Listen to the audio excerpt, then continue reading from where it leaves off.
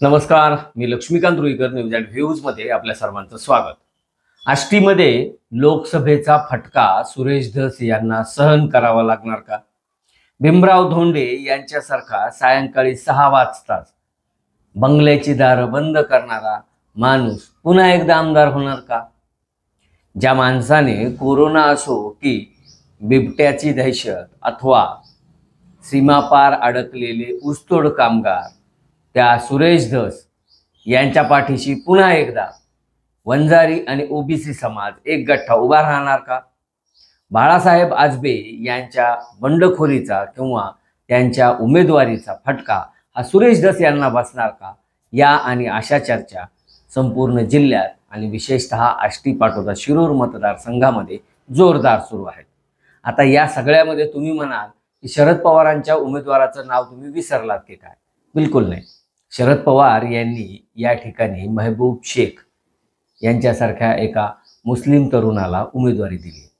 पण गावात कुठलीही पत नसणारा किंवा गावात फारसे नेटवर्क नसलेला माणूस, ज्याची मुंबईमध्ये साहेबांच्या दरबारात बरीच मोठी ताकद आहे, त्या ताकदीच्या जोरावर साहेबांनी त्याला उमेदवारी तर दिली, पण आष्टी पाटोदा शिरूर मतदारसंघात शेख यांचं नाणं हे चालणार नाही.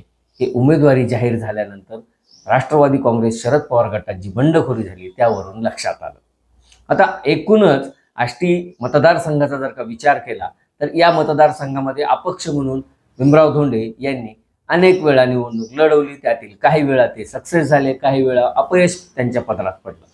पण त्यांच्याकडे असलेल्या शिक्षण संस्था, त्यांच्याकडे असलेला आणि सुरू झाल्यानंतर काही काळातच बंद पडलेला कडा कारखाना असेल किंवा त्यांच्या मल्टीस्टेट असतील किंवा त्यांचा छोटा मोठा दुधाचा व्यवसाय असेल, या माध्यमातून त्यांनी आपलं एक नेटवर्क उभा केलेलं आहे. पण भीमराव धोंडे हे निवडून आले काय आणि पडले काय? ते जनतेच्या फारशा संपर्कात नसतात. त्यांचे इतर कुटानेच जास्त चर्चिले जातात. त्यांच्यावर महिलांच्या लैंगिक शोषणाचे आरोप होतात, त्यांच्यावर गुन्हे दाखल होतात आणि तरी देखील हा माणूस पुन्हा उजळ माथेने फिरतो, अशी चर्चा या मतदारसंघामध्ये सातत्याने होते. कामाचा माणूस, अडीअडचणीला धावून येणारा माणूस, रात्री अपरात्री केव्हाही फोन करा, एका बेलवर फोन उचलणारा माणूस आणि कुठल्याही संकटामध्ये मदतीचा हात देणारा माणूस म्हणून सुरेश धस यांची या मतदारसंघामध्ये ख्याती आहे. सुरेश धस यांच्या कार्यकर्त्यांबद्दल प्रचंड नाराजी या मतदारसंघात आहे. त्यांची दहशत या मतदारसंघात आहे. त्यामुळे या भागातील व्यापारी असतील, या भागातील सर्वसामान्य नागरिक असतील, ज्यांच्याकडे 10 एकरच्या वर शेती आहे, असे लोक सुरेश धस यांच्या कार्यकर्त्यांच्या दहशतीला, दादागिरीला, गुंडगिरीला कंटाळले आहेत, असं देखील बोललं जातं. मग आता या दोन उमेदवारामध्ये चॉईस कोण करणार? आष्टीकर किंवा पाटोदेकर अथवा शिरूरचे ग्रामस्थ हे कोणाच्या पारड्यात मतदान टाकणार, हा प्रश्न या ठिकाणी विशेष चर्चेला जातोय. सुरेश धस हे भारतीय जनता पक्षाचे उमेदवार आहेत. त्यामुळं पंकजा मुंडे असोत की महायुतीचे नेते धनंजय मुंडे असोत, हे आपलं पाठबळ त्यांच्या पाठीशी उभा करतील अशी आज तरी शक्यता आहे. मात्र दुसरीकडं बाळासाहेब आजबे यांच्यासारख्याच्या पाठीशी अजित पवारांचा आशीर्वाद आहे. पर्यायाने धनंजय मुंडे यांनीच हा उमेदवार दिलाय की काय, अशी देखील चर्चा या मतदारसंघामध्ये जोर धरत आहे. या सगळ्यामध्ये सुरेश धस, त्यांचे चिरंजीव जयदत्त धस, सागर धस, त्यांचे बंधू, हे सगळे डोर टू डोर जाऊन, गावागावामध्ये जाऊन आपण केलेल्या कामाची आठवण करून देत आपल्या लोकांचा एक वेगळा गट तयार करून किंवा आपल्या लोकांना मतदानासाठी जास्तीत जास्त बाहेर काढण्यासाठी प्रयत्न करताना दिसून येत आहेत. सुरेश धस यांनी या भागामध्ये मोठ्या प्रमाणात कामं केलेली आहेत. महसूल मंत्री असताना किंवा तत्पूर्वी देखील आमदार असताना सुरेश धस यांचं कार्यकर्त्यांचं एक बारीक असं नेटवर्क या मतदारसंघामध्ये आहे. अगदी वाडी वस्ती तांड्यावर देखील सुरेश धस यांचा कार्यकर्ता आहे आणि तो कार्यकर्ता सुरेश धस यांनी निश्चितपणे जपला आहे. कार्यकर्त्याला जर का सायकलवरून फॉर्च्युनरमध्ये आणायचं असेल तर ते कसं आणायचं याचं गणित जर का कोणाला शिकायचं असेल तर ते सुरेश धस यांच्याकडे ट्यूशन लावली तर निश्चितपणे समजू शकेल. सुरेश धस यांनी कार्यकर्त्यांना खूप मोठं केले. अनेक कार्यकर्ते हे ग्रामपंचायत सदस्यापासून तर जिल्हा परिषद पर्यंत सभापती पदापर्यंत त्यांनी पोहोचवले आहेत. आणि त्यामुळेच सुरेश धस म्हणजे हक्काचा माणूस, कामाचा माणूस अशी प्रतिमा त्यांची झालेली आहे. जेव्हा आष्टी मतदारसंघामध्ये विशेषतः आष्टी कडा पट्ट्यामध्ये मोठ्या प्रमाणात बिबट्याची दहशत होती, तेव्हा 8-8 दिवस गावामध्ये मुक्काम करून शेतामध्ये स्वतः राहुटीवर बसून किंवा मचाणीवर बसून बिबट्याची शिकार करण्याचा प्रयत्न करणारा पहिला आमदार या मतदारसंघाने पाहिलेला आहे. जेव्हा कोरोनाचा काळ होता तेव्हा अनेक ऊसतोड मजूर हे बीड जिल्ह्याच्या सीमेबाहेर किंवा महाराष्ट्राच्या सीमेबाहेर अडकले होते, जे बीड जिल्ह्यातील होते. त्या मजुरांना कोणीही वाली नव्हता. अशा परिस्थितीमध्ये सुरेश धस यांनी सगळ्या सीमा पार करत स्वतःच्या अंगावर गुन्हे दाखल करून घेत या ऊसतोड मजुरांचा जीव वाचवण्याला प्राधान्य दिले. अडीअडचणीला नेहमीच हा माणूस पुढे असतो. मात्र लोकसभेमध्ये मराठा विरुद्ध ओबीसी असा जो संघर्ष पाहायला मिळाला, त्या संघर्षाचा फटका आता सुरेश धस यांना बसताना दिसून येतोय.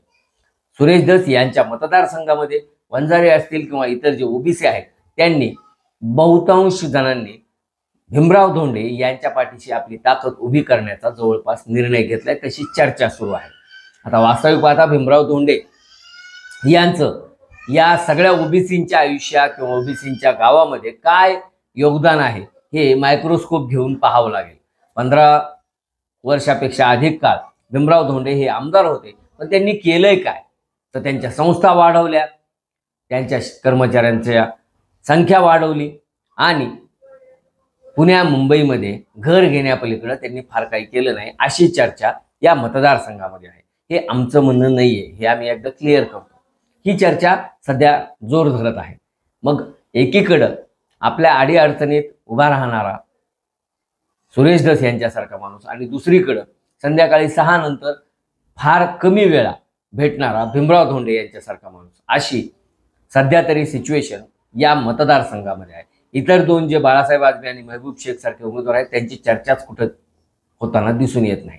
आता या सगळ्या गोष्टींमध्ये एक महत्त्वाची गोष्ट ही आहे की लोकसभा निवडणुकीमध्ये पंकजा मुंडे यांना आष्टी मतदारसंघानं 30,000पेक्षा अधिकचं मताधिक्य दिलं आणि तरी देखील सुरेश धस यांचं सीट धोक्यात असल्याची चर्चा का सुरू आहे?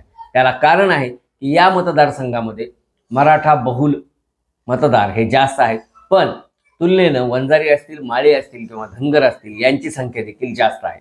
आणि मनोज जरांगे पाटील यांच्या आंदोलनाचा फटका जसा बीड मतदारसंघ, माजलगाव मतदारसंघ या ठिकाणी जाणवतो आहे, तसाच तो आष्टी मतदारसंघामध्ये देखील जाणवतो आहे. आणि त्यामुळंच या ठिकाणी आज तरी सुरेश धस यांचं पारडं जड दिसत असलं तरी देखील 19-20 होऊ शकतं. अगदीच काटेकी टक्कर या ठिकाणी पाहायला मिळू शकते. मात्र जर का जात-पात न पाहता जी सुरेश धस यांनी अडचणीच्या काळात कधीच कोणाची पाहिली नाही, ही न पाहता जर का सत्सविवेक बुद्धीनं मतदारांनी ठरवलं तर सुरेश धस यांचा विजय कोणीही रोखू शकत नाही, अशी परिस्थिती आज तरी आहे. आणखी 10 दिवस प्रचाराचे जायचे आहेत. या 10 दिवसात नेमकी गणितं कशी बदलतात, कोण कोणाला पाठिंबा देतं, कोण अंधारातून कोणाच्या बरोबर राहतं, बाळासाहेब आजबेंसारखा माणूस हा किती मतदान घेतो आणि महबूब शेख हे मुस्लिमांच्या व्यतिरिक्त कुणाकोणाचं मतदान घेतात, यावर सुरेश धस आणि भीमराव धोंडे यांच्या विजयाची गणितं अवलंबून आहेत. एक मात्र निश्चित आहे की या मतदारसंघामध्ये सुरेश धस हा कामाचा आणि हक्काचा, अडीअडचणीत मदतीचा हात देणारा म्हणून त्यांची ओळख आहे आणि ती ओळख जपण्यासाठी या मतदारसंघातील मतदार हे निश्चितपणे त्यांच्या पाठीशी उभा राहतील, अशी चर्चा या मतदारसंघात आहे.